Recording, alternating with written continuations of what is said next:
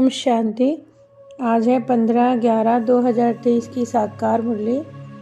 ओम शांति। बाप दादा मीठे बच्चे सर पर ब्लेसिंग करने वाला ब्लिसफुल एक बाप है। बाप को ही दुख हरता सुख हरता कहा जाता है।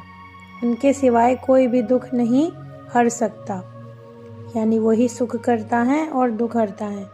प्रश्न: भक्ति मार्ग और ज्ञान मार्ग दोनों में एडॉप्ट होने की रस्म है, लेकिन अंतर क्या है? भक्ति मार्ग में जब किसी के पास एडॉप्ट होते हैं तो गुरु और चेले का संबंध रहता है। सन्यासी भी एडॉप्ट होंगे तो अपने को फॉलोवर कहलाएंगे, लेकिन ज्ञान मार्ग में तुम फॉलोवर या चेले नहीं हो, तुम बाप के बच्चे बने हो। बच्चा बनना अर्थात वर्षे का अधिकारी बनना। गीत है ओम नमो शिवाय। ओम शांति। बच्चों ने ये गीत सुना। अब जैसे कि कहते भी हैं कि शिवाय नमः, रुद्राय नमः, सोमनाथाय नमः नहीं कहते, शिवाय नमः कहते हैं। तो बाबा का नाम हुआ शिव। क्यों? क्योंकि वो है निराकार। अब ये किसने कहा ओ गॉड फादर? ये आत्मा ने कहा, यानी वो हमारे रूहानी फादर हैं। अब ये समझने की बातें अभी की हैं। अभी कोई मालिक नहीं, भारत का कोई धनी धोनी नहीं, राजा को भी अन्नदाता कहा जाता है। वैसे किसने कहा ओम नमः शिवाय? ये जो बाप है हमारा, ब्रह्मा कुमार कुमारियाँ तो ढेर हैं, तो ये सब शिव बाबा के पोतरे पोतरियाँ हैं। अब बाबा जो ऊंचे से ऊंचा भगवान है, निराकारी वतन में रहने वाला है, तो उसने मनुष्य सृष्टि कैसे रची? कहते हैं ड्रामा अनुसार ब्रह्मा के साधारण तन में प्रवेश करके इनको प्रजापिता बनाता हूँ। मुझे प्रवेश ही इनमें करना है, जिसको ब्रह्मा नाम दिया है। अडॉप्ट करने के बाद नाम बदल जाता है। जैसे भक्ति मार्ग में भी होता है ना कि जब हम गुरु से शिक्षा लेते हैं, दीक्षा लेते हैं, तो उसके बाद हमारा नाम चेंज हो जाता है। तो पहले गृहस्थियों के पास जन्म लेते हैं, फिर संस्कार शास्त्र आदि पढ़ते हैं, तो वैराग्य अपने आप आता चला जाता है। और जब सन्यासियों पे जाके अडॉप्ट कहते हैं तो कहते हैं ये मेरा गुरु है। उनको बाप नहीं कहते वो। लेकिन यहाँ पर हम क्या बनते हैं? बाबा के बच्चे। हम आत्मा भक्ति मार्ग में बुलाती आई हैं। बहुत दुख है बाबा, यहाँ त्राही त्राही हो रही है। तो जो पतित पावन बाप हैं, जो हमारे शिव पिता हैं, वो हमारी ही पुकार पर आते हैं। अब बाबा कहते हैं चलो मैं हो गया तुम्हारा फादर, तो मदर भी ज़रूर चाहिए। अब मदर फादर के बिना तो रचना होती ही नहीं, तो फिर बाप को बच्चों के पास आना ही है। तो इसके लिए वो जो है इस तरह का पार्ट अपना रचते हैं। कहते हैं मैं क्रिएटर डायरेक्टर प्रिंसिपल एक्टर हूँ, एक्ट कर रहा हूँ। मेरी आत्मा को सुप्रीम कहते हैं। हमने सुना भी है ना, सुप्रीम सोल है ना। आत्मा और परमात्मा का रूप तो एक ही है, लेकिन बाबा और हम में क्या फ़र्क है? हम सोल्स हैं और बाबा सुप्रीम सोल है। कभी भी हम देखते हैं तो बाबा कहते हैं तुम आत्मा भी मेरे समान ही बिंदी हो, पर मैं हूँ सुप्रीम क्रिएटर डायरेक्टर ज्ञान सागर। मेरे में सारी सृष्टि के आदि मध्य अंत का ज्ञान है, और मैं ही दुख हरता और सुख करता तुम्हारा पिता हूँ। तभी तो बाबा हमें सतयुग में जो दुनिया देते हैं वहाँ दुख ही नहीं होता। तो जो हमारी सृष्टि है, वो झाड़ रूपी जो सृष्टि है, उसका जो बीज रूप है वो हमारे परमपिता परमात्मा हैं। अब बाबा कहते हैं मैं आकर जब नॉलेज समझाता हूँ तो बच्चों को सदा के लिए सुखी बनाता हूँ। ऐसे नहीं कि सिर्फ एक जन्म के लिए। बाबा जब सुखी करते हैं तो कितने जन्मों के लिए करते हैं। फिर ड्रामा फिरता है, फिर ये कलयुग हो जाता है। सतयुग से फिर कलयुग में हम ट्रांसफ़र होते चले जाते हैं। तो बाबा कहते हैं मनुष्य तो और लोग तो जानते भी नहीं कि कैसे यहाँ पे माता पिता बनते हैं। बच्चे जानते हैं कि हम निराकार शिव बाबा के बच्चे हैं, फिर साकारी ब्रह्मा के भी बच्चे हैं, तो हम क्या हो गए? भाई भाई। ब्रह्मा के बच्चे भाई बहन और सब आत्माएं भाई भाई। तो ये है पवित्र रहने की युक्ति। अब ये तो सबको पता है कि बहन भाई काम विकार में नहीं जाते। विकार की आग तब लगती है ना जब हम में समझ नहीं होती।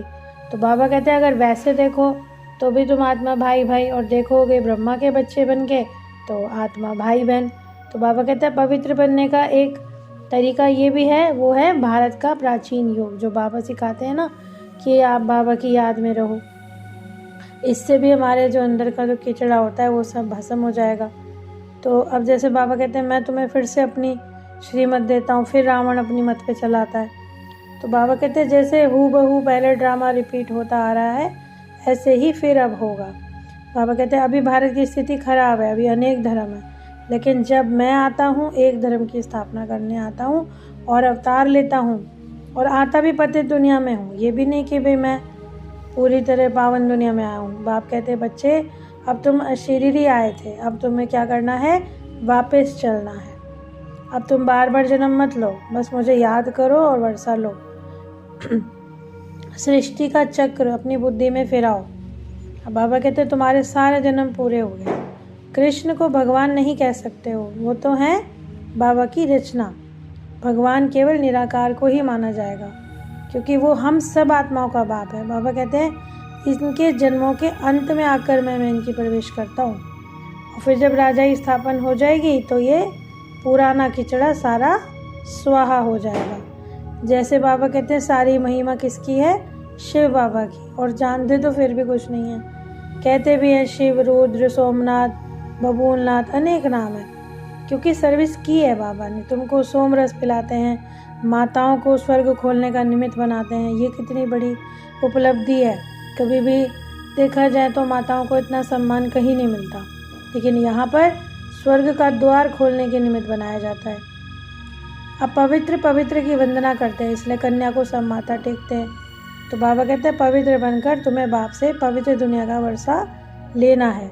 और ये भी जान लो कि काम महाशत्रु है। यदि काम बगैर नहीं रह सकते तो वो सबको मारने लगते हैं। मार खा खा कर आखिरी उनके पापों का घड़ा भरता है। अबलाओं पे जब अत्याचार होते ना तो बाबा से देखा नहीं जाता। तो बाबा कहते हैं मैं तुमको पवित्र बनाने आता हूँ और समझाने आता हूँ कि ये सब गलत है। भक्ति मार्ग की यात्रा करते आयो, अब तुम्हें मेरे साथ चलना है, मेरे साथ योग लगाओ। एक भी बात है कि जिस तरह हम सोचते हैं हमारी उसी तरह बुद्धि काम करने लगती है। तो बाबा कहते हैं जैसे मेरे बारे में सोचते रहोगे तो तुम्हारा बुद्धि योग मेरे से जुड़ जाएगा। फिर तुम्हारे लिए सुखधाम की स्थापना करता हूँ। फिर तुम सारे चक्र का राज जानने से क्या बनोगे, चक्रवर्ती राजा। बाबा ने कहा ये दिन और रात है, जैसे सत्युग त्रेता दिन, द्वापर है, कलयुग है रात। तो बाबा कहते हैं सत्युग में होता है सुख और त्रेता में होता है सुख थोड़ा सा कम। पर ये समझने की बातें हैं, इसमें रोने लगड़ने झड़ने की कोई बात ही नहीं है। तो बाबा जब पढ़ाते हैं तो हमें भगवान और भगवती बनाने के लिए ही पढ़ाते हैं। अब यहाँ तो हमें क्या करना है, सिर्फ बाप को याद करना है, चक्र को याद करना है, और ये भी याद करना है कि मैं क्या बनने वाला हूँ। ये चक्र अपने दिमाग में फिराते रहना है, और निष्काम सेवा भी कर सकते हैं। तो बाबा कहते हैं देवताएं जो पवित्र थे अब सब अपवित्र है। भारत विश्व का मालिक बनेगा, लेकिन अभी क्या है, कंगाल है। फिर से माताओं द्वारा भारत को मैं विश्व का मालिक बनाता हूँ। मेजोरिटी सारी माताओं की है, इसीलिए कहा जाता है वंदे मातरम। बाबा कहते हैं टाइम बहुत थोड़ा है, मरना सभी को है, वापस भी जाना है। तो नॉलेजफुल, पीसफुल जिनको कहा जाता है बाबा वही बनाते हैं। बाबा कहते हैं मीठे मीठे से खिलते बच्चों प्रति माता पिता बाप दादा का याद प्यार, नंबरवार पुरुषार्थ अनुसार याद प्यार और गुड मॉर्निंग। रूहानी बाप की रूहानी बच्चों को नमस्ते। हम रूहानी बच्चों की रूहानी बाप दादा को याद प्यार, गुड मॉर्निंग और नमस्ते नमस्ते। शुक्रिया बाबा, शुक्रिया। फिर धारणा के लिए मुख्य सार है, ये पढ़ाई हीरे जैसा बनाती है, इसलिए इसे अच्छी रीति पढ़ना है और सब संग तोड़कर बाप संग जोड़ना है। श्रीमत पर चढ़कर स्वर्ग का पूरा वर्षा लेना है। चलते फिरते स्वदर्शन चक्र फिराते रहना है। आज का वरदान है मेरे पन को छोड़ ट्रस्टी बन, सेवा करने वाले सदा संतुष्ट आत्मा भव। लौकिक परिवार में रहते सेवा करते सदा याद रहे कि मैं ट्रस्टी हूँ, सेवाधारी।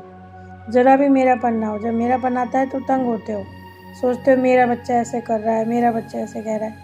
लेकिन जहाँ तेरापन है वहाँ परेशानी है, और जहाँ मेरापन है वहाँ तंग होते हैं। जहाँ बाबा का है, बाबा का घर, बाबा का परिवार, तो हमें जो है हल्कापन आ जाता है। तो बाबा कहते हैं कभी भी मेरा मेरा मत करो। आज का स्लोगन है बुद्धि में हर समय बाप और श्रीमत की स्मृति हो तब कहेंगे दिल से समर्पित आत्मा। हमेशा बुद्धि में भी यही रहे कि सब कुछ बाबा का है और बाबा की श्रीमत पर चलना है। ओम